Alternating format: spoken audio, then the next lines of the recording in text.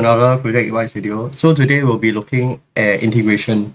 So integration has two parts. The first part will be on theory, and then the second part will be on application.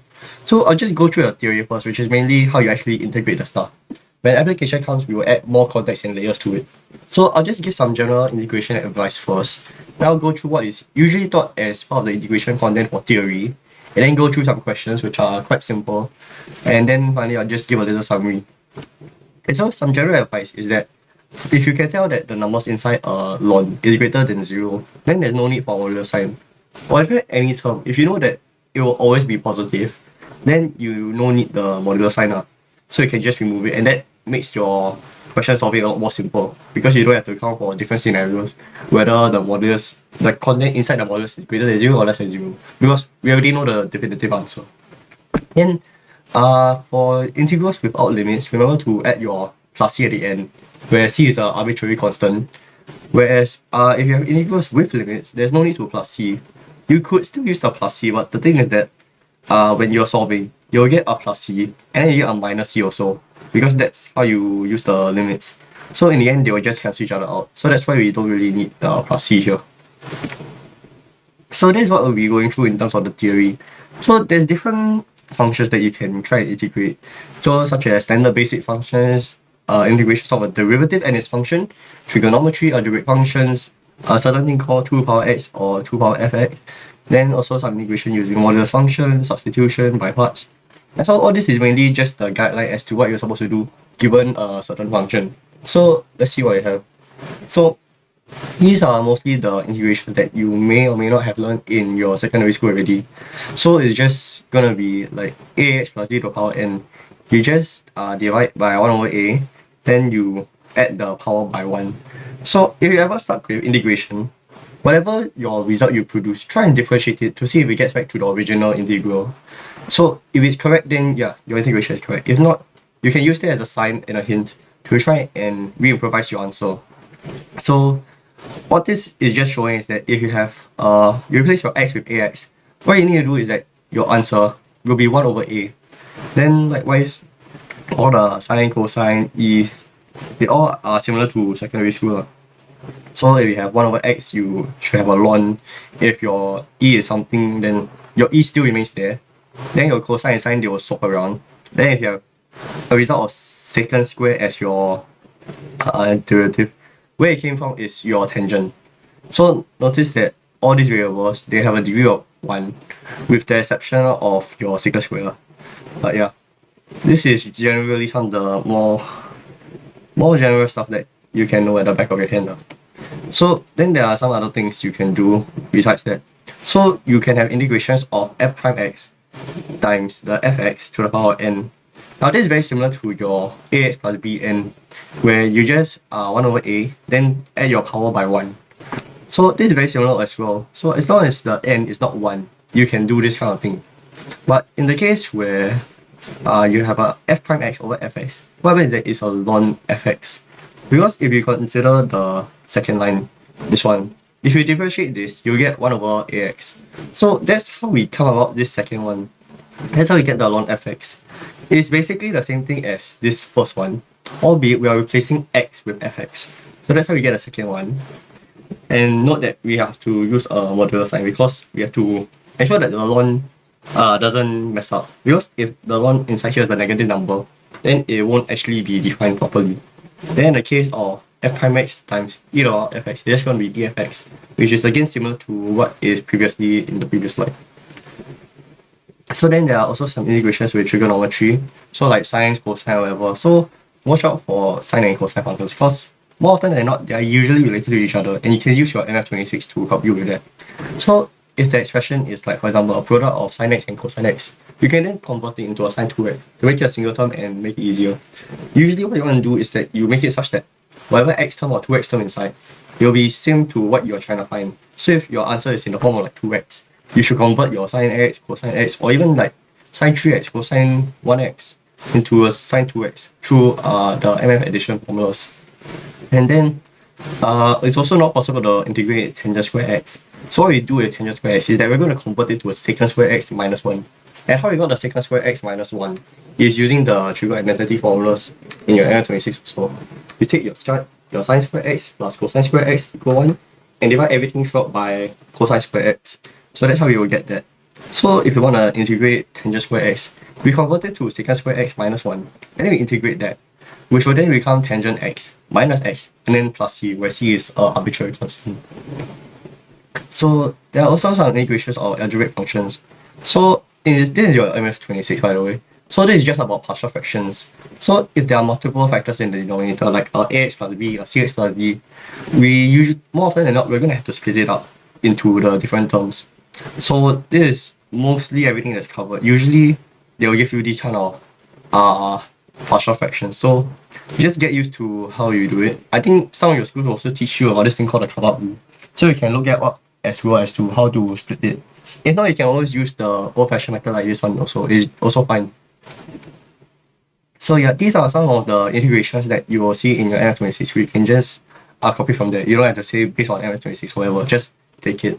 So the thing is also that all these are in the form of like x squared, x or whatever. So the thing is that x can be replaced with like 2x or like 0.5x to fit the question. Because sometimes the actual question won't give you like necessarily x, they'll give you like 2x squared plus a squared. So you can split the x here and there. You can replace it with whatever. Just remember to modify the solution by multiplying it by 1 over 0.5 or 1 over 2 when you are writing the answer of the integral. So that's that. And so another thing is that this integration of 2 to the power x. So if you look at your differentiation chapter, you also have something similar to this, where if you differentiate 2 to the power x, you get 2 to the power x times ln 2. So this is basically the same. We're going to reverse the differentiation, and our integral of 2 power x is just going to be that 2 power x divided by ln 2. So this is an example here. So if you want to differentiate 2 to the power minus x squared with respect to x and then evaluate this, it will be as follows. So we differentiate our 2 to the power minus x squared. So we just have the ln 2 there, and then whatever fx is, in this case our minus x squared, we're going to differentiate it as well to get the minus 2x to it. Then to integrate the following expression, we just break the thing down, and then we see that, yeah, you'll actually get something similar. You have your 2x there, but then you also have your x2 times 2 power minus x squared. So what we're going to do is we're going to try and fit the first part. So we're going to force fit in a way a ln 2. So we multiply by ln 2, but we also need to divide by ln 2 so that we ensure the entire thing is the same original term. So let's say we have a ln 2 inside the integral. Then up behind it, we do a 1 over ln 2. Then of course we also want to get the minus 2x. So we also have a minus 2 over minus 2. We put the minus 2 inside the integral and the 1 over minus 2 outside. Then we do the integration like that, and it should be able to simplify. Because we already know what's the integral for our minus 2x times 2 power minus x squared ln 2. So we just reverse it back to our 2 minus our x squared, put the limits in, upper limit 1, lower limit 0, and that's how we get our 1 plus 1 plus 1 over 4 ln 2. Yeah. Another common question type you will see is integration by substitution. So how are we going to solve integration by substitution? We're going to change the lower and upper limits such that it can suit the new expression. So instead of whatever lower and upper limits which are made in terms of x, we're going to express it in terms of u. Then we will replace the function of x as the expression of u, where u is the subject. So x and u will be related to each other in one way or another. And so what our job is instead of expressing everything in terms of x, we're going to change it into u, although they both are mathematically the same expression. Then we're going to multiply it by dx du to the entire expression so that we are able to integrate with respect to u, and that's how we are going to solve it. Then after you convert everything, we want to, because originally we have our things in like x or whatever, so we need to reconvert it to the original equation unknowns afterwards, so in terms of x again. So if your end result is like a theta or t, but the substitution used was like sine theta, then we are converting it back to our original form. We need to replace theta with sine inverse theta, or in other words the inverse trigo. Because let's say t equals sine theta, but our answer is like let's say t for example. Then if you want to express t, our t is going to be sine inverse theta. So that's why we need to do the inverse trigo. You'll see better later when you do your own questions. So this is an example. So let's say we have this integration. Use the substitution of x equals sin theta to solve the value of the integral of 1 minus x squared. So what we're going to do is that we just let our x equals sin theta and replace everything inside with our sin theta. So x squared is just going to be sin squared theta. Then we multiply by dx d theta. So what we do is that our x equals sin theta, we differentiate everything with respect to theta. So we get dx over d theta equal cosine theta. So we do that. Then also the limits, we're gonna change the limit. So in the case of 0, that means our new x will be 0, and then our sin theta, we are gonna solve it. So theta will just be the sine inverse of 0. That's how you get 0. Then likewise for the upper limit, we're gonna have sine inverse square root 3 over 2. That's how we get our pi over 3. Then if you simplify the 1 minus sine square theta, you'll use the trigo identity, find out it's actually cosine square theta. But since you square root it, it just becomes cosine theta times the cosine theta, which is our dx d theta. That's how we end up getting our cosine squared d theta. So after that, we can then use our MF26, because for any trigonometries with power 2 or whatever, we cannot really integrate them properly. So what we need to do is that we need to convert it using MF26 into cosine 2 theta plus 1 over 2. Then only after that, we integrate it as such. We can then simplify into our sine 2 theta or whatever. So after that, then we put the upper and lower limits inside. They will cancel each other out here and there, and then we'll get square root 3 over 8 plus pi over 6. Yeah. So then, for integration of like loss and exponentials, what we're going to do is that we have to try and force fit exponential terms to get the long term inside and make it possible. So what I'm trying to mean is, like in this scenario below, if you want to integrate 1 minus x over x plus ex, what we need to do is that we need to try and force fit something inside. So we're going to have we're going to add on the numerator ex minus ex. So technically the whole fraction still remains the same. But what we're going to do now is we split it apart. And you notice that actually the numerator 1 plus ex is the derivative of the denominator x plus ex. And so by doing that, we are then able to get our ln x plus ex. Then we just integrate the minus 1, just minus x plus c. So for a lot of questions on this, I think this was tested in one of the A-level exams as well. Just try and find a way to force fit whatever expression here and there. This may involve adding ex minus ex. This may involve adding like constant numbers or whatever. But usually this is how you solve exponential questions. Then another one will be integrations containing fx and f prime x. So in general, if you have the integral of like f prime x times fx to the power n, the answer is going to be fx to the power n plus 1 plus c. Or in the case of f prime x over fx, the integral is just going to be ln fx plus c. So like for the first question, if you want to integrate 1 over x times ln x, what happens is that actually 1 over x is just the derivative of ln x. So we're just going to take our ln x, power 2, then over divided by 1 plus 1. Then for the integral of tangent x is what we're going to do for tangent x, and this may happen quite a few times also in your other questions, is that we want to break down this tangent x into sin x over cosine x. Because actually our cosine x, if you differentiate it, you get a minus sin x. So that's why we express it as such, so that we can get a minus ln cosine x plus c. And if you want to simplify further, you bring the minus in, you get ln secant x plus c. Then in the case of integrating secant to the power 4x dx, what we want to do is that we are going to split it out using the trigo identities. So you get tangent square x plus 1 times secant square x. Then we are going to split it even further. So we will get our first term, which is tangent squared x plus times secant square x.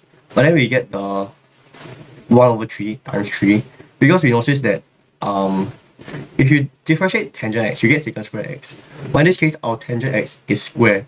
So what's going to happen is that we want to get the 1/3 3 over there, so that we can suit the powers. Then for the secant square x on its own, you can just integrate it, it will become tangent as well. So that's how the final answer becomes 1 over 3 tangent to the power 3x, and then plus tangent x plus c. So these are just some simple examples.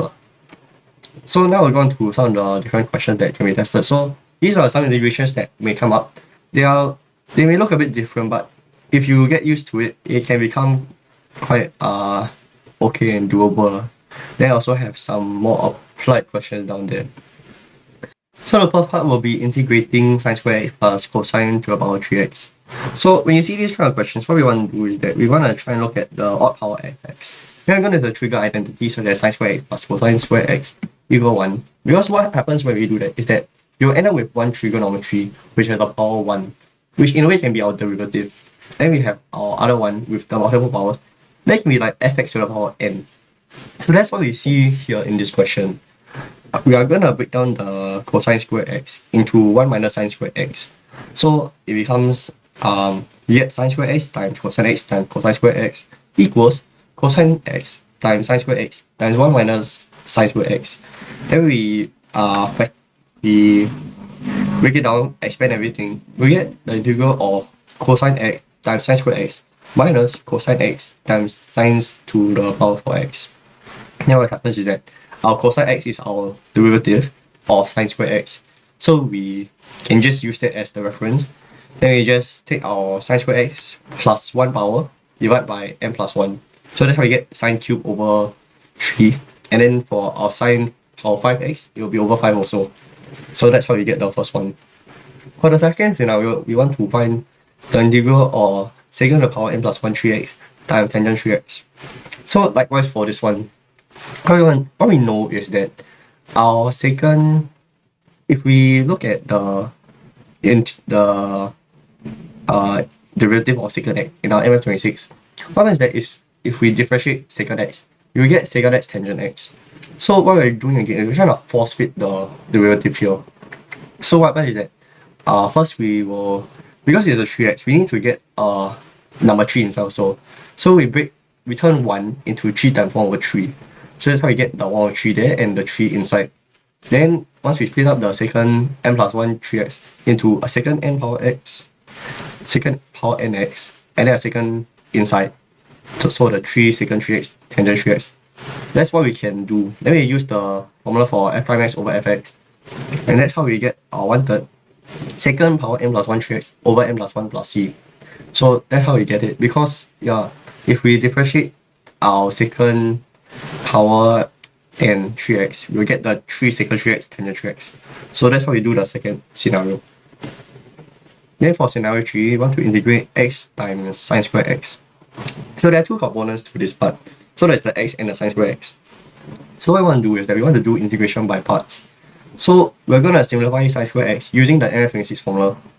So what we do, because we cannot really integrate any sine squares, we're going to replace sine square x with 1 minus cosine 2x over 2. Then we can differentiate our x, and we can integrate our x, and then we can integrate our x cosine 2x. But how we integrate our x cosine 2x is that we're going to have to use our integration by parts. So for integration by parts, there's a certain priority in terms of what you want to differentiate. But the key here is that because if we differentiate our x, it becomes a 1. That will make things a lot more simpler. So that's why we're going to differentiate our x and we're going to integrate our cosine 2x. Because whenever you integrate or differentiate our cosine and sine, it becomes the opposite of each other. Cosine becomes sine, sine becomes cosine. So that's usually easier to do. And that's why we don't want to differentiate that. Because it will just create a loop. So if we're going to integrate x squared sine square x, it will become half x squared over 2. I think there's an error in the here, but basically we want to integrate x sine square x equals to half x squared over 2 minus half of the integration by parts. So we have our x times sine 2x over 2 minus our half of 1 times sine 2x over 2. But now the 2 we bring out already. So afterwards, then we can integrate it much simpler. So we'll be left with 1 over 4 times x squared minus x sine 2x minus half cosine 2x plus c. For scenario 4, we want to integrate 2 pi x times x sine inverse x. So for this part, again, we need to do integration by parts to get another derivative. So when we want to integrate this, we look at what's easier to differentiate first. So because we have inverse trigonometry, we want to differentiate that instead because it's really hard to integrate an inverse trigo if it's even possible.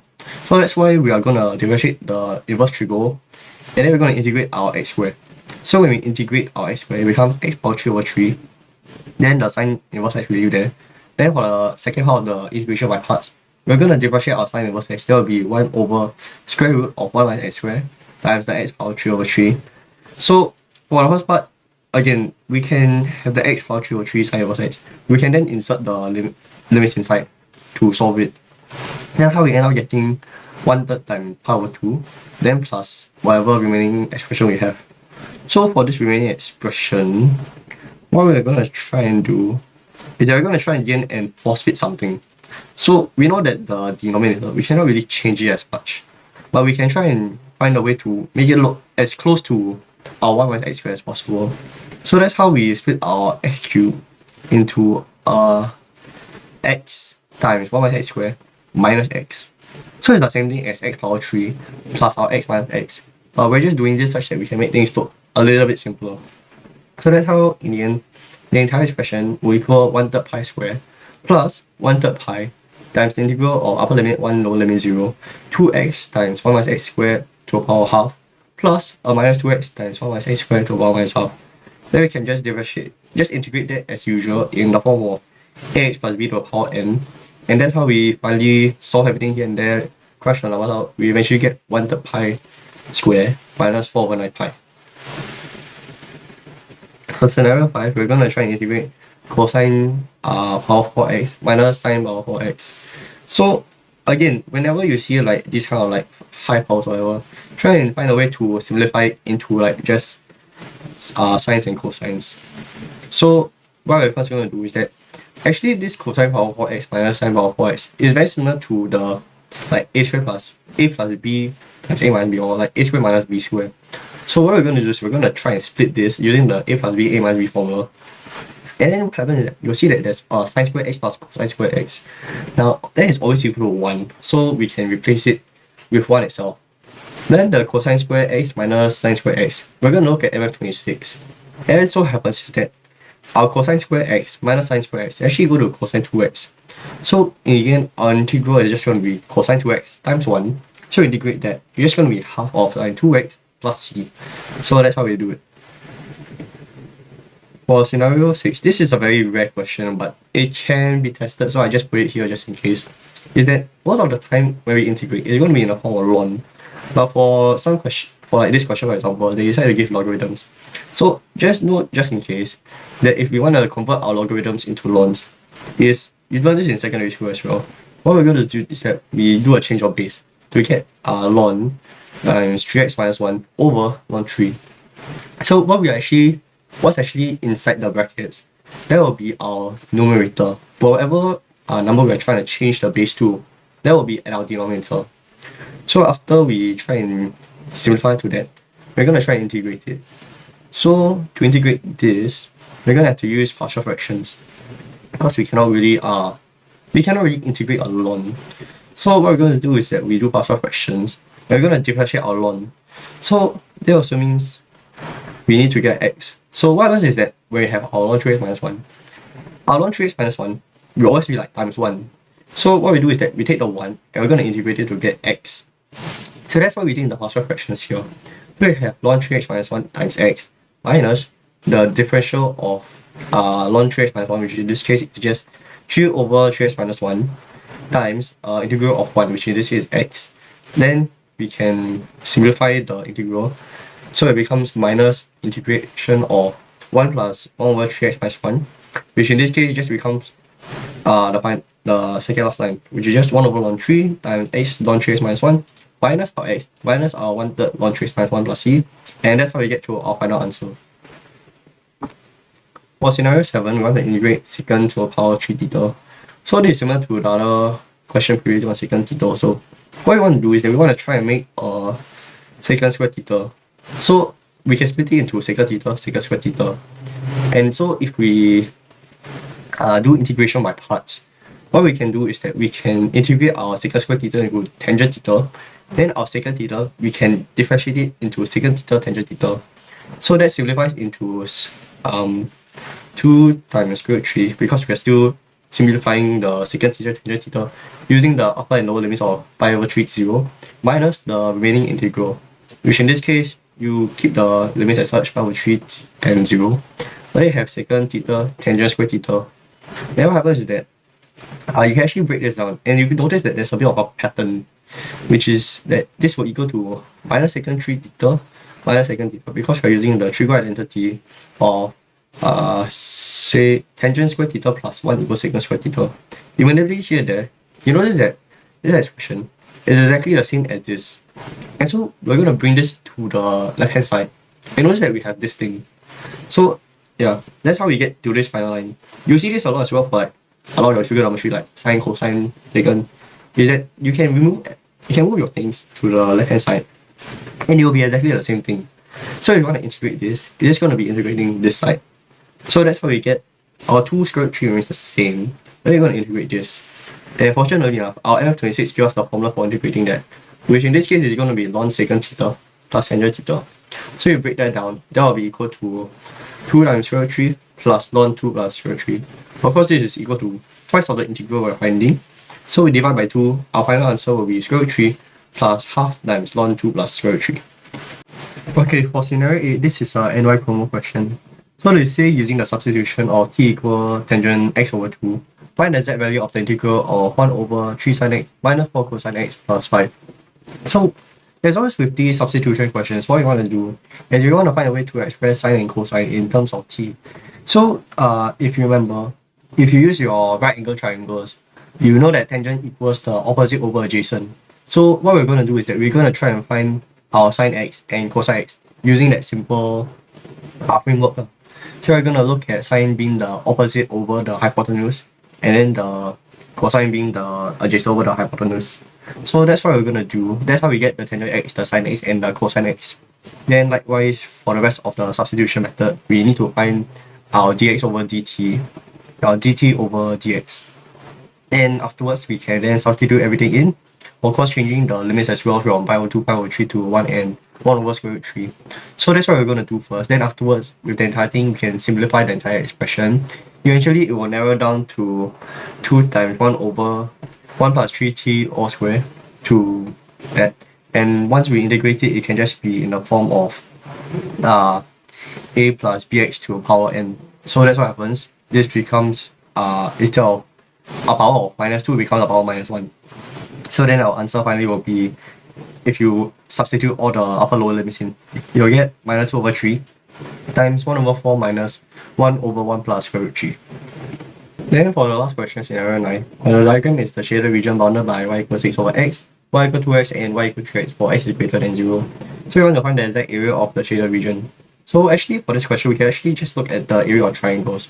So in the end, I made the area in terms of 3 expressions. The first is this triangle, half times 2 square root times 3 times 2 square root, which is this first triangle.